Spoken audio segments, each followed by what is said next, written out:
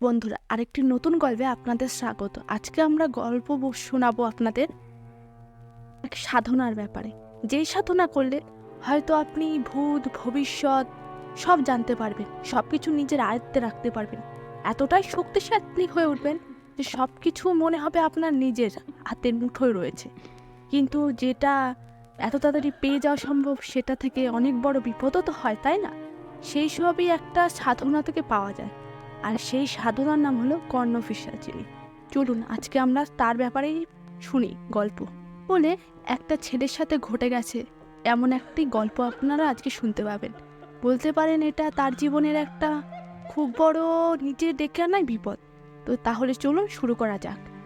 তো কবির ছিল একটা স্বচ্ছ ঘরেরই ছেলে, যার বাড়িতে বাবা মা, এক দাদা, এক বোন রয়েছে। দাদার বিয়ে হয়ে গেছে, বৌদিও তাকে খুবই ভালোবাসে। আর তার উপরে কবির খুব ভালো স্টুডেন্ট। সে এইচএসে খুব ভালো রেজাল্ট করেছে। করার পর সে পড়তে গেছে, কলকাতাতে পড়তে গেছে, কারণ তার বাড়ি একটু গ্রাম সাইডে, এই কাটোয়ার এই দিকে। তো সে গেছে হলো গিয়ে আপনার শহরে পড়তে। হোস্টেলে কষ্ট হবে বলে তার বাবা মা তার জন্য আলাদা রুম ভাড়া করে দিয়েছে, সেখানে সে একাই থাকতো। বলেছিল এক বন্ধুকে থাকতে, কিন্তু সে রাজি হয়নি, কারণ সে একা থাকতেই পছন্দ করে, একা করে একটু একা থাকাই বেশি ভালোবাসে। কিন্তু কলেজে এক মেয়েকে ওর খুব ভালো লাগে আর তার সাথে বন্ধুত্ব হয়। কিন্তু বুঝতে পারেনি যে মেয়েটা তার সাথে বন্ধুত্ব এর জন্যই করছে যে ওকে দিয়ে ওর সব প্রজেক্ট অ্যাসাইনমেন্ট করে নেওয়া যায়, নোট লেখানো যায়। কারণ মেয়েটা ছিল বন্ধু বান্ধব, পার্টি, অনেক বড়লোক ঘরেরই মেয়ে ছিল, তো সেই সব নিয়ে ব্যস্ত থাকতো। আর কবির ওর সব কাজ করে দিত। ও ভাবতো হয়তো ওকে একটু লাইক করে, তার জন্যই কবিরের সাথে এমন বন্ধুত্ব রেখেছে। কিন্তু মেয়েটার মনে সেরকম কিছুই ছিল না, যেমন হয় আর কি, শহরের বেশ বড়লোক ঘরের মেয়েরা বেশিরভাগই যেরকম হতে পারে। তো কবির সেই নিয়ে খুবই এক্সাইটেড যে আমার একজন ভালো বন্ধু হয়েছে, যে আমাকে সাথে কথা বলে, আমার সাথে থাকে। তো একদিন ভাবলো কবির ওকে প্রপোজ করেও নেয় খুব ভালো। কিন্তু মেয়েটি কলেজের সবার সামনে ওকে অনেক লুজার আরও নানা রকমভাবে অপমান করতে পারে, যেমন আর কি করে। যেমন ও ছিল, ও তেমন একটা ভালো ছিল না, দেখতে শুনতে হ্যান্ডসাম ছিল না, যেরকম একটা মেয়ে চায় সেরকম ছিল না। ও পড়াশোনা নিয়েই থাকতো, নর্মালি থাকতো। নর্মাল কি মানে একদমই বেসিক ছিল। তো সেই নিয়ে মেয়েটার একটু প্রবলেম। আর ও লাইক করতো না, ও তো শুধু এটাও বলে যে আমি তো নিজের স্বার্থের জন্য তোর সাথে কথা বলতাম, তুই এটাকে ভালোবাসা কী করে ভাবলি, এরকমভাবে নানাভাবে অপমান করতে থাকে, যেটা কবির একদমই ভালো লাগে না। থেকে কবির কলেজে যাওয়া বন্ধ করে দেয়। তার একটা কারণ হলো কলেজের সবাই ওর সাথে এরকম দেখলে এখন হাসাহাসি করছে, ও পড়াতেও মন বসাতে পারছে না। এরই মধ্যে বাড়ি থেকে ফোন আসলো যে ওর দাদা বাড়ি এসেছে, তো বাড়িতে গিয়ে দেখাশোনা করতে, সবার সাথে কথা বলতে, এবং গেল বাড়িতে যাওয়ার পর ওর একটা জেঠু আছে দূর সম্পর্কের, মানে অনেক দূরের। তিনি একজন বড় ওঝা, বা ঠিক বলতে পারেন অনেকটাই বড়, উনি শ্মশানেও থেকে এসেছেন এরকমভাবে।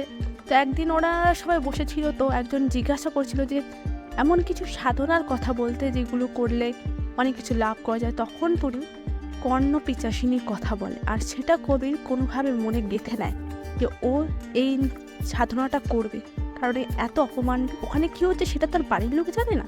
তো ঠিক করে সেটাই ও করবে। ও সেই কথা মতো ওর জেঠুর থেকে চেয়ে না, জেঠুকে না জানিয়ে কর্ণপিশাচিনীর বইটা ওর জেঠুর বাড়ি থেকে নিয়ে নেয়। নিয়ে ও হোস্টেলে চলে যায়। হোস্টেল না, সরি, ওর রুমে নিয়ে যায়, এবং সেখানে লেখা আছে যে 10 দিন ওকে একদম নোংরাভাবে থাকতে হবে। কবিরকে একদম নোংরা, মানে ব্রাশ করা যাবে না, মল ত্যাগ করে সেখানে ওয়াশ করা যাবে না, স্নান করা যাবে না, জামা কাপড় চেঞ্জ করা যাবে না। এবং কবির সেই অনুযায়ী প্রস্তুতিও নিচ্ছে। ও এটাই ভাবছে যে ওর সেই প্রতিশোধ নিতে হবে, ওকে কলেজে যে অপমান করেছে সেটার প্রতিশোধ নিতে হবে। সেই ভেবে সে এরকমভাবে চলতেই থাকে, এবং লাস্ট 3 দিন ওকে যজ্ঞে বসতে হবে, যেখানে ওকে নিজের মলমূত্র খেতে পর্যন্ত হয়েছে, সেটা গায়ে লেপন করতে হয়েছে। তো প্রথম দিন ওকে করতে হয়েছে, 10 দিন তো এমনভাবে নোংরাভাবে চললই। তো প্রথম দিন যেদিন ও যজ্ঞে বসেছে, সেদিন ওকে নিজের মূত্র পান করতে হয়েছে এবং নিজের গায়ে ছেটাতে হয়েছে। গেল প্রথম দিন, সারা রাত বসে যজ্ঞ করলো।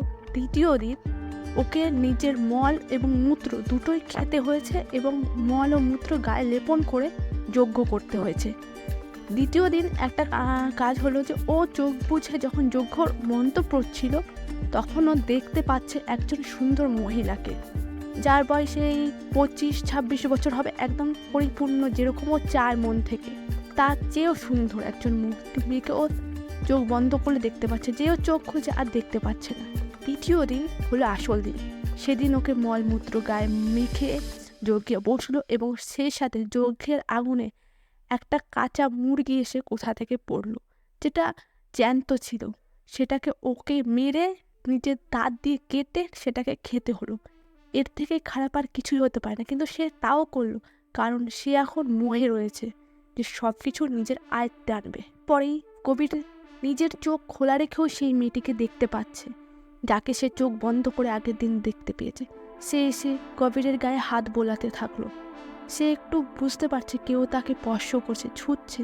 সে অনুভব করতে পারলো, সে ভেতর থেকে মুগ্ধ হয়ে তাকিয়ে রয়েছে তার দিকে। কিন্তু এখানেই শেষ না, পুরোপুরি কর্ণপিশাচিনীকে পেতে হলে তার সাথে সঙ্গম করতেই হবে। আর সেখানেই কবির একটু অসুবিধায় পড়ে গেল, কারণ কবির এতটাই নার্ভাস হয়ে গেছিল যে ওর এত সুন্দর মেয়েকে দেখে ও বুঝতে পারেনি কি করবে। ও সেই সঙ্গমে পরিপূর্ণতা দিতে পারেনি, তাই সেই কর্ণপিশাচিনী চলে যায়। আর বইয়ে লেখা ছিল আবার ও 3 দিন পর ফিরে আসবে। যদি তখন ওর সাথে সঙ্গম না করে তাহলে তার প্রাণের ঝুঁকি হবে আর কর্ণপিশাচিনী তার থেকে চলে যাবে। তৃতীয় দিন কবির তার সাথে সঙ্গমে লিপ্ত হলো, আর এতটাই আনন্দ আর সুখ সে পেল, সে জীবনে ভাবতেও পারেনি যে এমন কেউ সুখ দিতে পারে। এত সুন্দর একজন মেয়ে নারী তাকে সাথে সঙ্গমে লিপ্ত, সে ভাবতেও পারেনি। সে ভেতরে ভেতরে খুশি হতে থাকলো। আর এতগুলো দিন যে খারাপ কেটেছিল তা আস্তে আস্তে খুঁজতে থাকলো। প্রতিদিনই সেই কর্ণপিশাচিনী তার কাছে আসে তার সাথে সঙ্গমে লিপ্ত হয়। এরপরে তার পড়াশোনায় বেশ মন বসছিল, সে সব কিছু ঠিকঠাক করছিল। এরই মধ্যে তার আর সে দেখতে এতটা আকর্ষণীয় হচ্ছিল সে ভাবতে পারেনি। এরই মধ্যে মেয়েটি তার কাছে এসে তার সব কথা বলে। তখন কোথা দিয়ে কবিরের মনে আবার মেয়েটির জন্য এক মায়া, আবার ভালোবাসা শুরু। যতই হোক মেয়েটির প্রতি তো সে অনেক আগে থেকেই অনেক দুর্বল ছিল, তাই না? কবিরের হাত ধরে ক্ষমা চাইছিল আর বলছিল, সব ভুল আমার কবির, আমাকে তুমি ক্ষমা করে দাও। আমি আমি বুঝতে পারিনি যে তোমার এতটা ক্ষতি হয়ে যাবে। তুমি যখন কলেজে আসছিলেন আমি বুঝতে পারছিলাম তুমি আমার জন্যই কলেজে আসছিলেন। আই এম সরি কবির, আমরা আবার আগের মতো ভালো বন্ধু হয়ে যাবো। এবার আর তোমার সাথে আমি সেরকমভাবে বন্ধুত্ব করতে চাই না। আই রিয়েলি লাইক ইউ, এভাবে মেয়েটি বলতে থাকে। আর তখনও কবির বুঝতে পারেনি যে ওই মেয়েটির প্রতি ওর এই দুর্বলতায় মেয়েটির কাল হয়ে দাঁড়াবে। পরের দিন হঠাৎ শুনতে পায় মেয়েটি মারা গেছে। যখনই মেয়েটির কাছে গিয়ে দেখে মেয়েটির সেই হাতটা কেউ ভেঙে মুচড়ে দিয়েছে, আর ওর গলা কেউ একদিকে বেঁকে ঘাড় মুটকে মেরে ফেলা হয়েছে। এত নৃশংসভাবে মেরে ফেলেছে কেউ ভাবতেও পারেনি। কবির দেখে অবাক, কে মারল ওকে?